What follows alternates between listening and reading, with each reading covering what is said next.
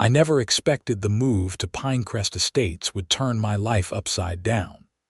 The manicured lawns and cookie-cutter houses seemed perfect when my son Tyler and I first drove through the neighborhood. A fresh start after my divorce, and a new position as the school resource officer at Lakeside Middle School, it all felt like the pieces were finally falling into place.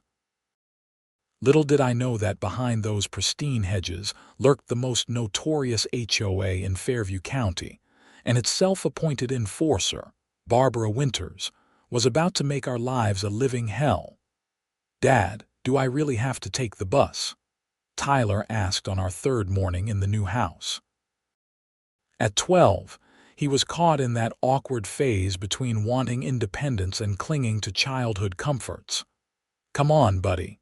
We talked about this," I said, adjusting my police uniform. "I need to get to school early for the staff meeting.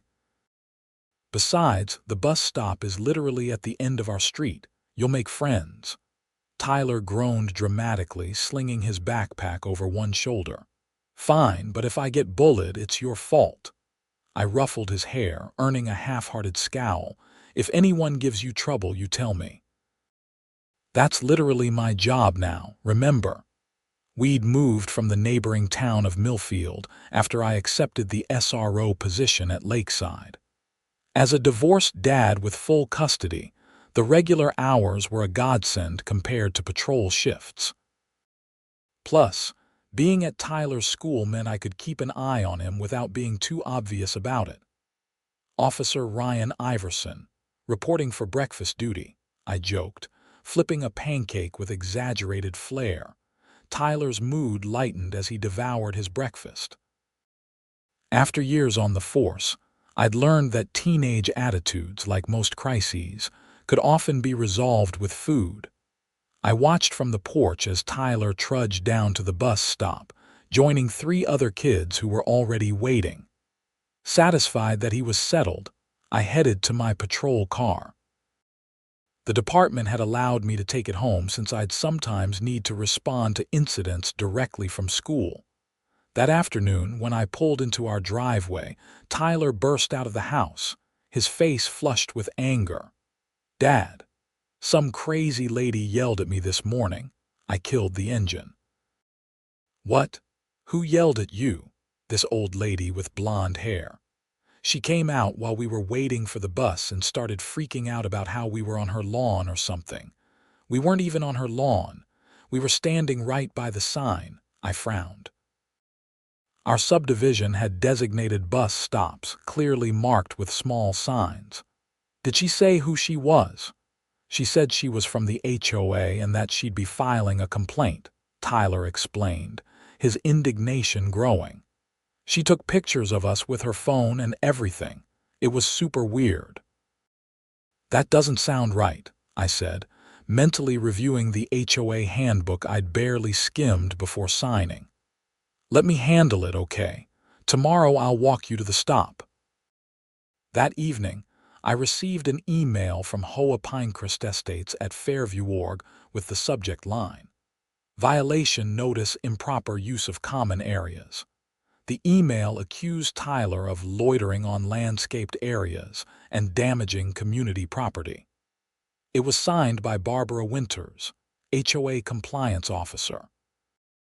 A grainy attached photo showed Tyler and the other kids standing exactly where they should be on the public sidewalk by the bus stop sign. I replied immediately, "Miss Winters, the children were waiting at the designated bus stop on public property. Please refer to City Ordinance 2215 regarding school transportation access points. I'd be happy to discuss this further. Ryan Iverson." Her response came within minutes. "Mr. Iverson, as a new resident, you clearly don't understand our community standards. Your son and his friends were trampling decorative grasses that cost the HOA $2,200 to install last spring. A warning has been noted in your file. Further violations will result in fines. This matter is not open to discussion." I stared at the screen, dumbfounded by her tone. In my 15 years in law enforcement, I'd encountered all types of difficult people, but something about Barbara's dismissive attitude struck a nerve. Still, I decided to take the high road. Tomorrow, I document exactly where the kids stood and put this nonsense to rest. The next morning, I walked Tyler to the bus stop, coffee in hand, dressed in my full police uniform. "Dad, you don't have to wait with me," Tyler protested, clearly embarrassed as the other kids approached. "Just for today, bud. I want to see this bus stop situation for myself." We arrived 5 minutes early. I positioned Tyler and myself carefully on the sidewalk, well away from any decorative plantings. I even took pictures of our feet on the concrete, the bus stop sign clearly visible. Right on cue, at 7:35 a.m., a front door slammed across the street. A woman with a blonde bob and designer sunglasses marched toward us, clutching a clipboard like a weapon. "Excuse me," she called sharply. "The children need to stand on the street side of the sidewalk. This area is not for congregating." I turned slowly, making sure my badge caught the morning light.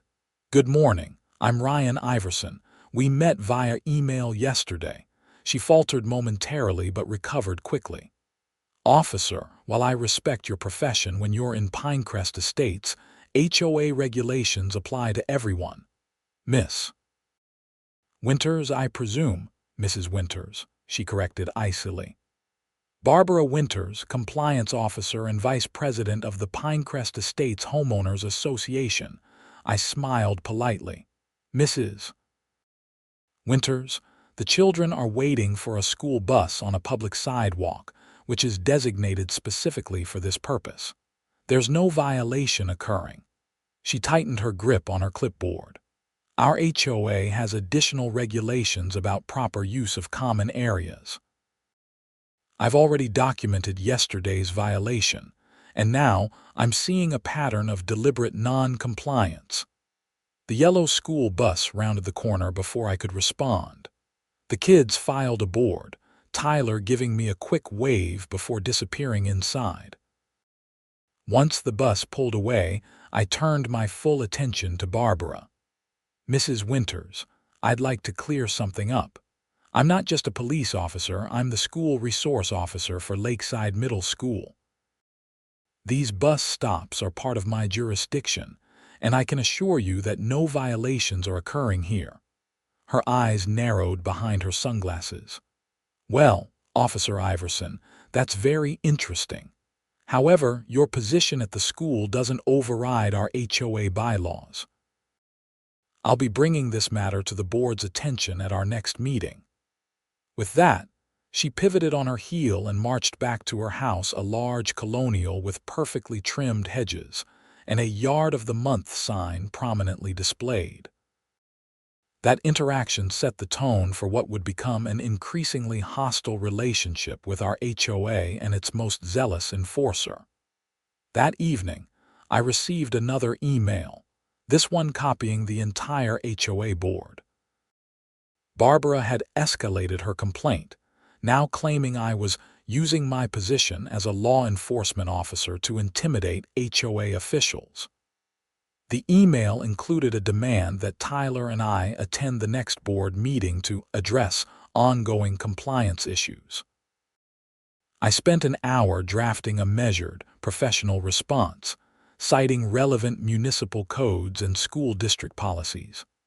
I also attached the photos I'd taken that morning, clearly showing we were following all proper procedures. I copied the school principal, Georgia Daniels, who had been incredibly supportive since I joined the staff. The next day at school, Principal Daniels called me into her office during my planning period. "Ryan, I got the email chain with your HOA. This Barbara person sounds like a piece of work," she said, leaning back in her chair. I sighed. "She's something else. Honestly, I'm trying not to let it get to me, but she's targeting my son, and that crosses a line." Georgia nodded sympathetically. "I've dealt with her type before. My sister lives in a neighborhood with a nightmare HOA. Just document everything. If she's harassing students at a bus stop, that's potentially interfering with school operations. I'm hoping it blows over, I admitted. Tyler's already had enough upheaval with the divorce and the move. The last thing he needs is to feel targeted in our new neighborhood. Well, you've got the school's full support. And between us, she lowered her voice conspiratorially, I've heard complaints about this woman from other Pinecrest parents. You're not the first family she's hassled. That information gave me pause. If Barbara was systematically targeting families with children, this might be a bigger issue than I realized. Over the next week, I continued walking Tyler to the bus stop each morning, taking photos and notes. Barbara appeared like clockwork, clipboard in hand, documenting what she claimed were violations. She'd expanded her complaints to include the noise level of the children, the exact positioning of backpacks when placed on the ground, and even the color of one girl's jacket, which apparently violated the community aesthetic guidelines. On Friday morning, things escalated dramatically. I had an early meeting and couldn't walk Tyler to the stop, but I'd given him clear instructions to stay on the sidewalk and ignore Barbara if she appeared. At 9:15 a.m., my radio crackled to life as I was patrolling the school hallway. Officer Iverson, please report to the front office. When I arrived, Tyler was sitting in the waiting area, his face streaked with tears. What happened? I asked, kneeling beside him. She took my backpack, Dad, he sobbed. That HOA lady grabbed it off the sidewalk and said it was blocking access. When I tried to get it back, she said she was confiscating it for evidence and would only return it to you directly. I felt a surge of anger unlike anything I'd experienced in years. She physically took your property. Principal Daniels emerged from her office, her expression grave. Ryan, I've called Tyler's first period teacher and explained he'll be late. Why don't you take a moment with your son? I led Tyler to an empty conference room. Once he'd calmed down, he explained the full story. Barbara had approached the bus stop as usual but had been particularly agitated. When the kids set their backpacks down while playing a quick game of rock, paper, scissors, she declared the bags abandoned property and obstructions to the sidewalk. Tyler had protested when she picked up his bag, and she'd responded by threatening to call the police for interfering with HOA business. She said I was trespassing and that you'd be fined $1,000. Tyler finished, his voice cracking. I took a deep breath, controlling my anger for Tyler's sake. Buddy, she had absolutely no right to take your backpack. That's theft, plain and simple. I'm going to get it back and make sure this never happens again. After getting Tyler settled in his class, I called my supervisor at the police department to explain the situation. He agreed that Barbara's actions constituted theft and possibly harassment, but suggested I try to resolve it directly first, given the complicated politics of HOA disputes. During my lunch break, I drove to Barbara's house in my patrol car, parking prominently in front. When she answered the door, her smug expression faltered at the sight of my uniform. Mrs. Winters, I'm here to retrieve my son's backpack, which you unlawfully took from him this morning, I stated firmly. She crossed her arms. That backpack was obstructing a public walkway and creating a safety hazard. As HOA compliance officer, I have the authority to remove violations. No, you absolutely do not have that authority. What you did constitutes theft under state law. You took personal property from a minor without consent. I'm giving you one chance to return it before this becomes an official police matter. Her face flushed. Are you threatening me, Officer Iverson? I'm informing you of the law, Mrs. Winters. Please retrieve my son's backpack immediately. After a tense moment, she disappeared inside, returning with Tyler's backpack. She thrust it at me with obvious disdain. "I'll be discussing your threatening behavior with our HOA attorney," she warned. "Your continued disregard for our community standards won't be tolerated." I took the backpack, checking that nothing was missing.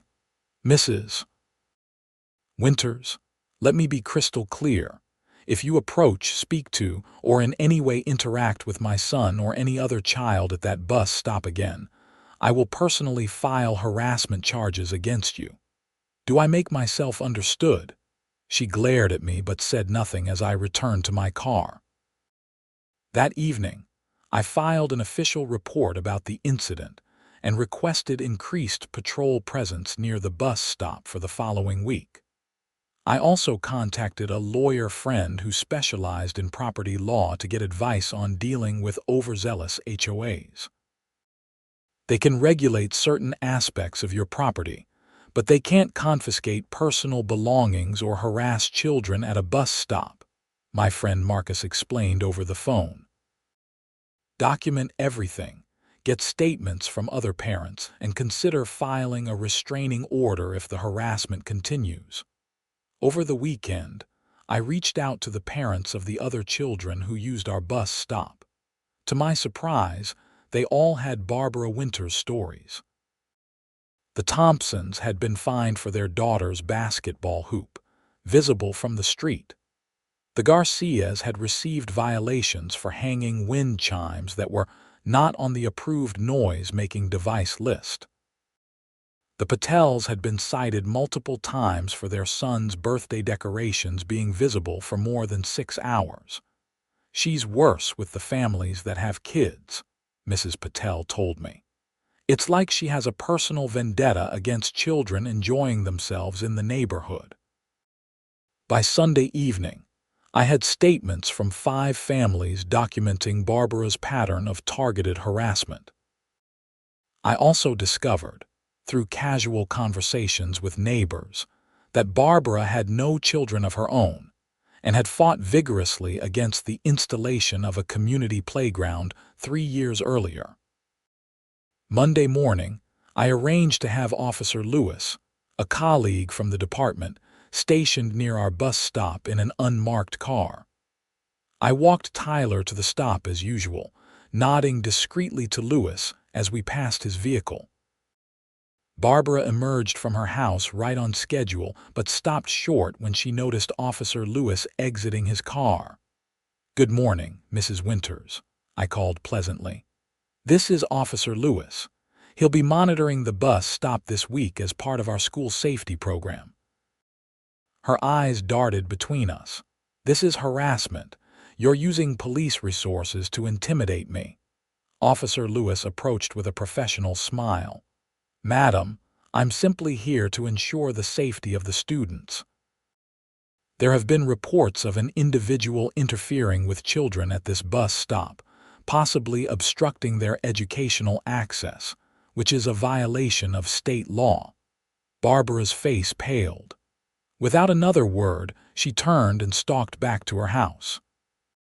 For the rest of the week, Barbara kept her distance, though I often spotted her watching from her living room window, taking notes or speaking animatedly on her phone. On Thursday afternoon, I received a certified letter from the HOA board. Inside was a formal notice of a special hearing regarding my repeated violations of community standards and aggressive behavior toward HOA officials. The hearing was scheduled for the following Tuesday evening.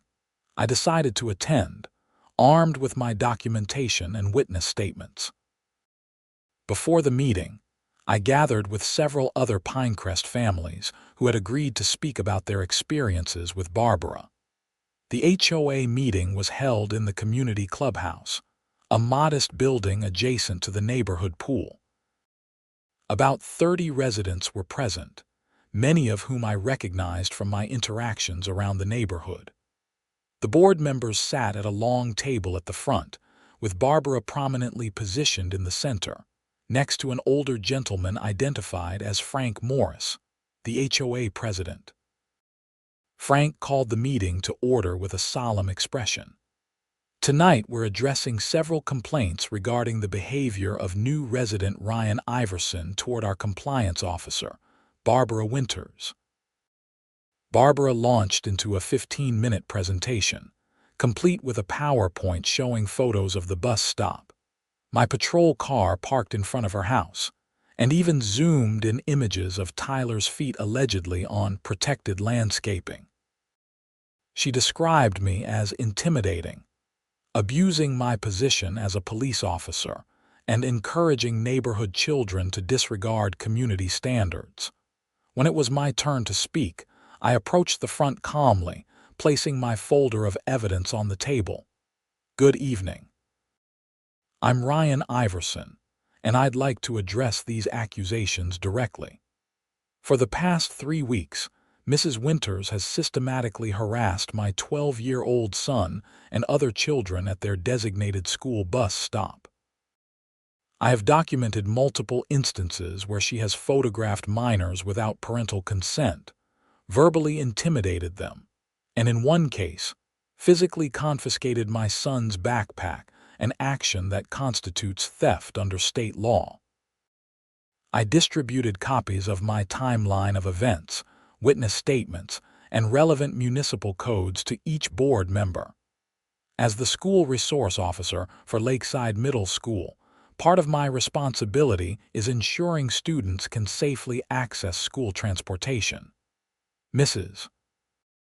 Winters' actions have directly interfered with that access, creating an intimidating environment for children simply trying to get to school." The board members flipped through the documents with increasing concern. Frank Morris cleared his throat uncomfortably. "These are serious allegations, Officer Iverson. They are indeed," I agreed. "And I'm not alone in experiencing this treatment." At that point, Mrs. Patel stood up. "Our family has received 17 violation notices in the 10 months we've lived here. 15 of them were issued by Mrs. Winters, and 13 specifically targeted activities involving our children." One by one, other parents rose to share similar experiences. The Garcia family had documentation of 23 violations in 2 years. The Thompsons had actually moved from their previous home in Pinecrest to the opposite side of the neighborhood to get further away from Barbara's constant surveillance. As the testimonies continued, Barbara's face flushed deep red. When Mr. Thompson mentioned that his daughter had developed anxiety about playing in their own yard, Barbara suddenly stood up. "This is ridiculous. I'm simply enforcing the rules that everyone agreed to when they moved here. If you don't like living in a regulated community, you shouldn't have bought homes in Pinecrest," Frank tried to calm her. "Barbara, please." "No, Frank. I've dedicated 8 years to maintaining the standards that keep our property values high. These people," she gestured wildly at the families, "want to turn our beautiful community into a chaotic playground with no rules." An elderly gentleman in the back row stood up. "I've lived here since this development was built, and I have to say, things were a lot more neighborly before you took over, Barbara. Rules are necessary, but there's a difference between enforcement and harassment." Murmurs of agreement rippled through the room. Frank Morris looked deeply uncomfortable. "Perhaps we should take a short recess to review these materials." The board members retreated to a back office while the rest of us waited in tense silence. Barbara remained at the table, furiously texting on her phone and refusing to make eye contact with anyone. After 20 minutes, the board returned. Frank looked grave as he addressed the room. "After reviewing the evidence presented tonight, the board has decided to place Barbara Winters on probation from her position as compliance officer, pending a full investigation into these allegations of selective enforcement and harassment." Barbara gasped. "You can't do that. I'm elected." "Actually," Frank corrected gently, "the compliance officer is an appointed position, and the board has the authority to suspend that appointment if there's evidence of misconduct. We'll be conducting a thorough review of all violations issued over the past 3 years to determine if there's been a pattern of discriminatory enforcement. Barbara stood abruptly, knocking over her chair. This is a conspiracy. You've all been waiting for an excuse to remove me. Well, fine. Good luck maintaining standards without me. She snatched up her purse and stormed out, slamming the door behind her. Frank turned to me with an apologetic expression. Officer Iverson, on behalf of the board and the community, I want to express our sincere regret for what your family has experienced. This is not how we want Pinecrest to operate. The next morning, I walked Tyler to the bus stop as usual, but Barbara's house remained quiet, her curtains drawn. The kids chatted and laughed freely, no longer glancing nervously across the street every few minutes. "Is the mean lady going to bother us anymore, Mr. Iverson?" asked Priya Patel, a 6th grader who lived down the block. "I don't think so," I assured her. "Sometimes adults forget that rules are meant to help people, not hurt them." I thought that might be the end of our HOA troubles, but Barbara Winters wasn't finished with us yet. 2 days later, Tyler came running home from the bus stop in the afternoon, his face pale. "Dad, Mrs. Winters was taking pictures of us again.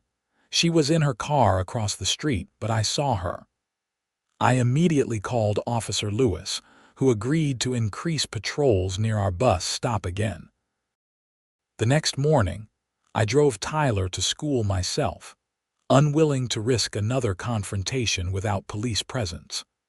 When I returned home that evening, I discovered a fluorescent orange violation notice taped to my front door. "Unauthorized modification of exterior appearance," it declared in bold letters.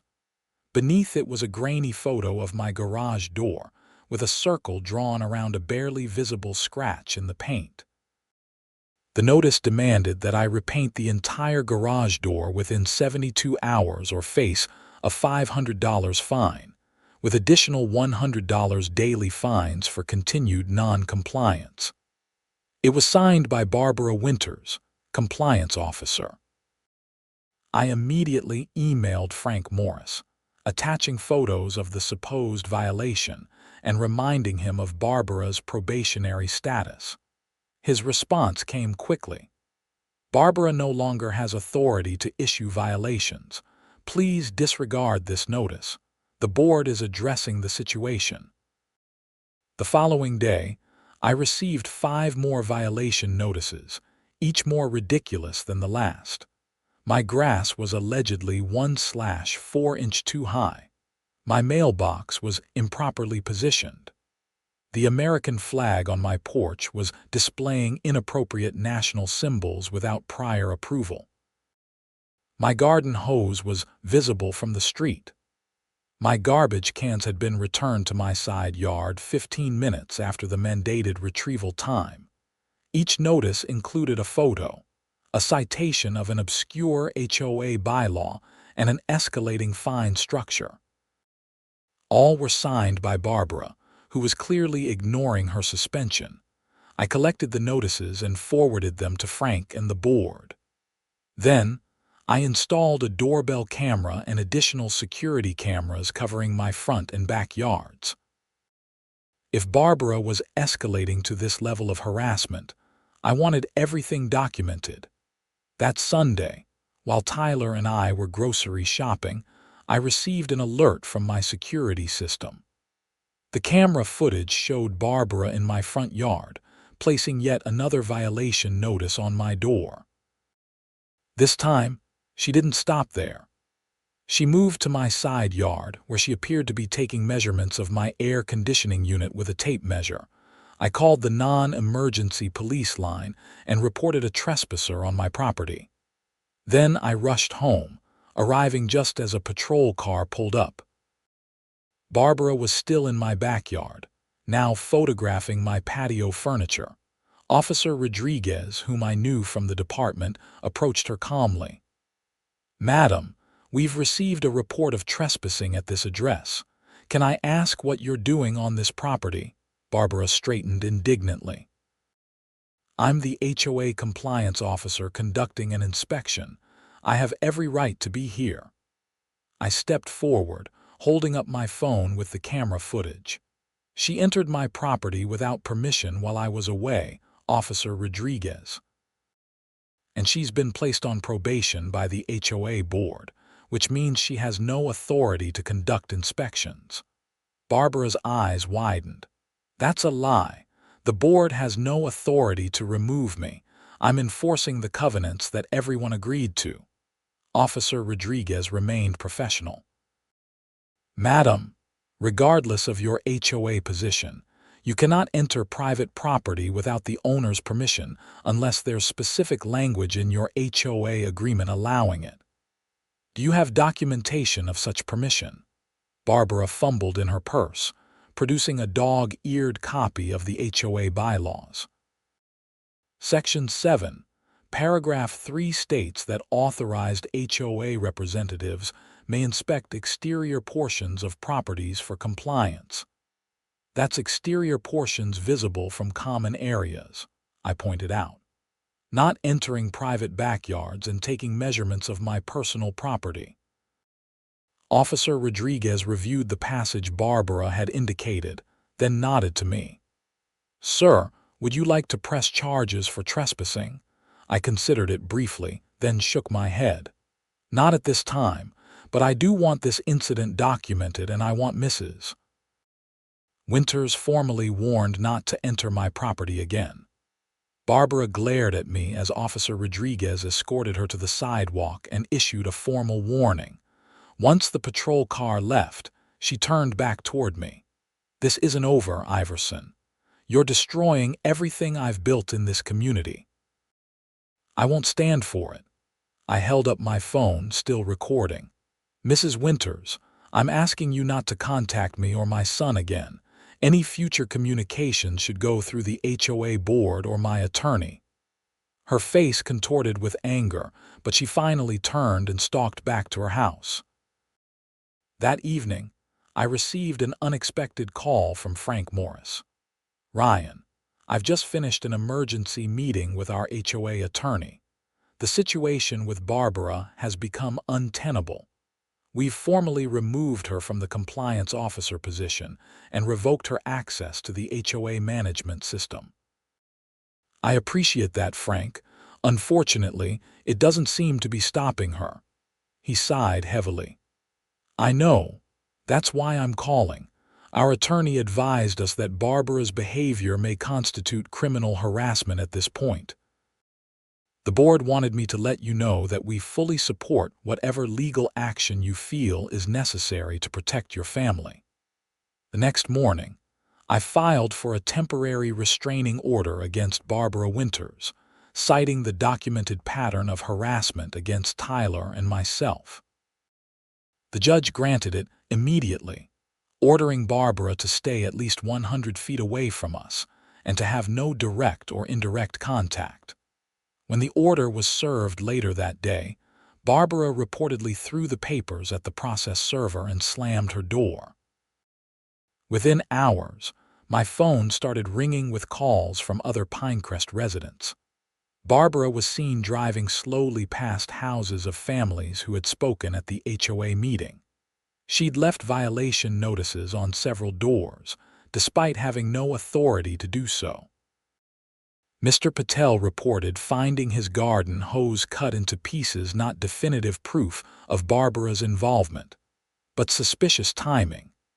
That Friday afternoon, I was monitoring the hallways during last period when my phone buzzed with a security alert from home. I checked the footage to see Barbara standing in my driveway, photographing my house from various angles. She was clearly violating the restraining order.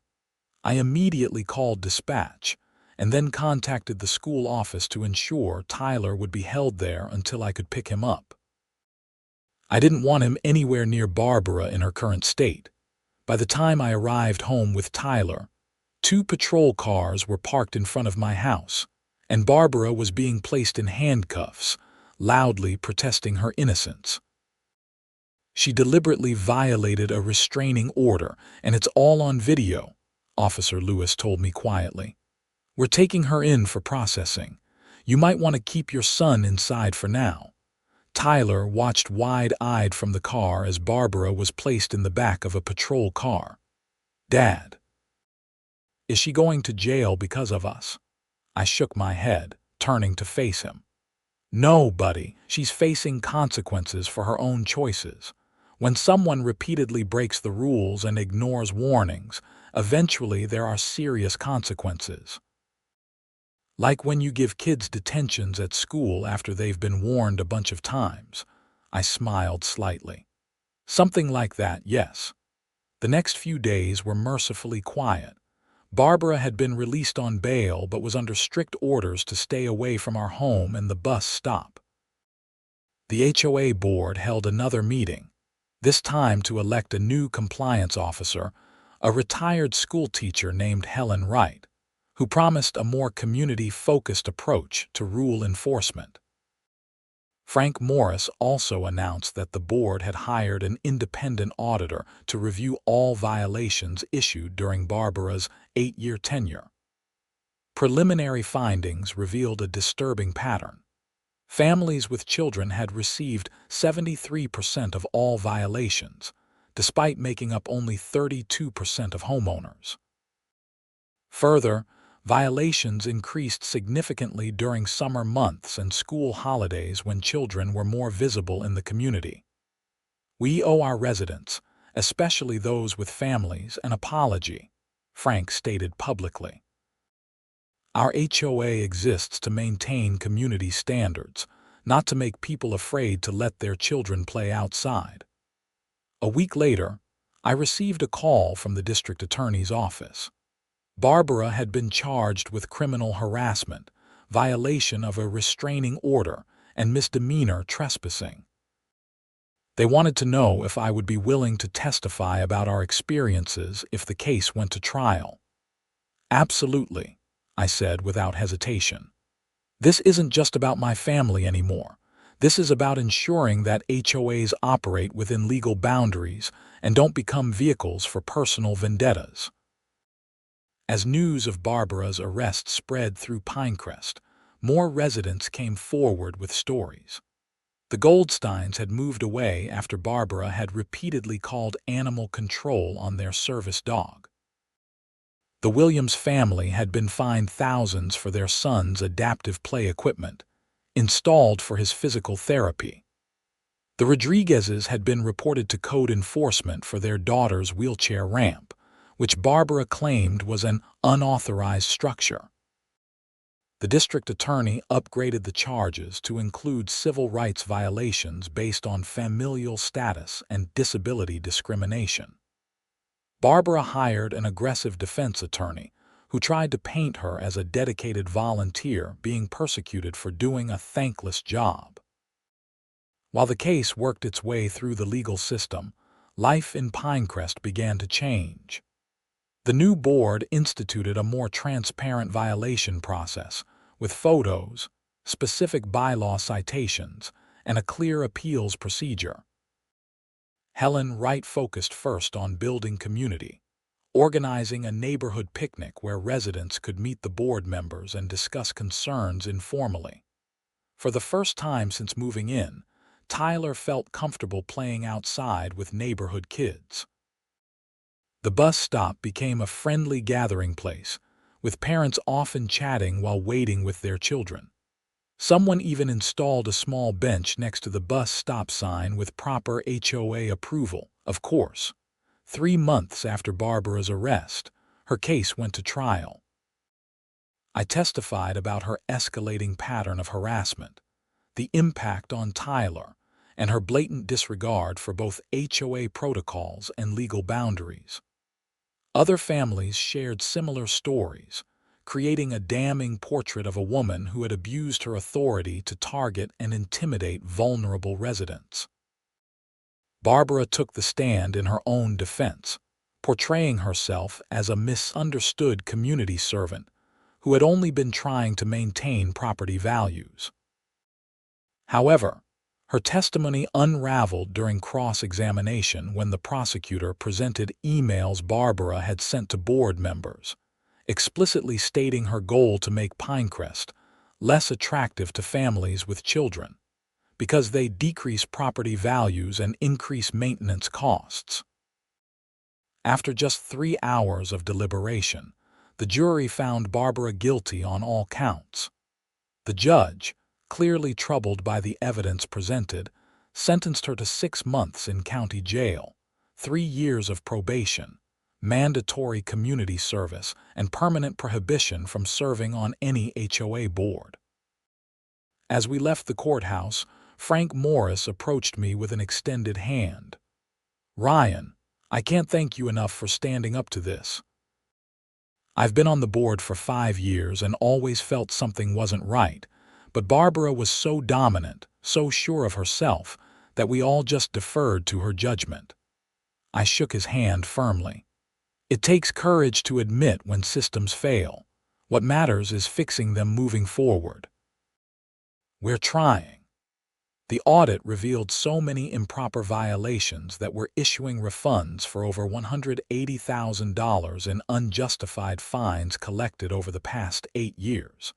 And we've completely rewritten our enforcement procedures to require multiple board members to review each potential violation.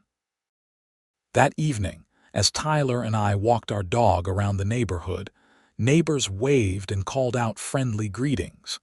Children played basketball in driveways without fearful glances over their shoulders.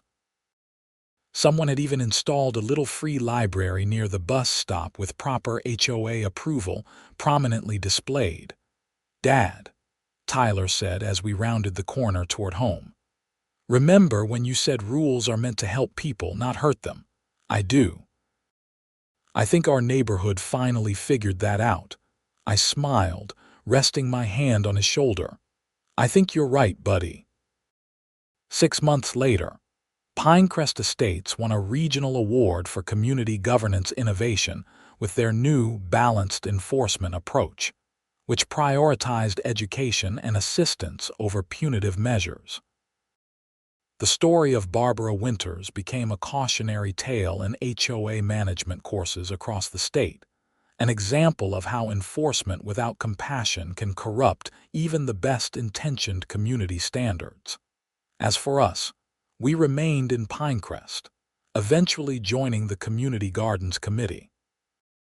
Tyler, now thriving at school and in the neighborhood, often joked that we should send Barbara a thank you card for inadvertently bringing the community together. I always laugh and remind him that sometimes the best lessons come from the most difficult teachers. The bus stop where it all began now features a small gazebo with benches, built as an Eagle Scout project by one of the high school students in the neighborhood. On school mornings, it's filled with chatting children and parents, a symbol of how a community can transform when rules serve the people, rather than the other way around. Every so often when I drive past Barbara's old house, now owned by a young family with twins, I remember her warning. "This isn't over." She was right, but not in the way she intended. The story of how one HOA Karen harassed my son at the bus stop, not knowing I was the school resource officer, didn't end with her defeat. It ended with a community rediscovering its purpose: to create a place where neighbors look out for each other, where rules exist to protect rather than control, and where children can wait for the school bus without fear of being photographed, reported, or harassed for simply existing in their own neighborhood. And that, I think, is the most powerful testimony to justice of all.